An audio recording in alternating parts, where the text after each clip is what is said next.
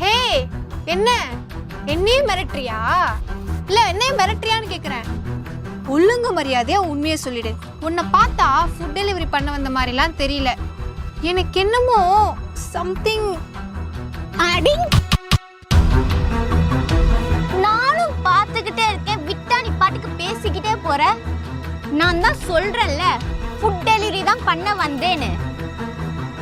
அதுக்கு மேலேயும் உனக்கு சந்தேகமா இருந்துச்சுன்னா உன் கார்த்திக் இல்ல இல்ல இல்ல அதான் உன் பேபி அவன்கிட்டயே போய் கேட்டுக்கோ.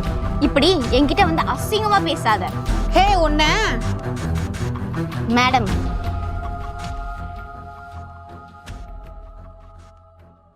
மேடம், நாங்க எங்களோட கஷ்டத்துக்காக தான் இந்த வேலைக்கு வரோம். அதே எங்க தன்மானத்துக்கு ஒண்ணுனா விட்டு கொடுக்க மாட்டோம். ப்ளீஸ் இப்படி அசிங்கமா பேசாதீங்க, புரிஞ்சுக்கோங்க.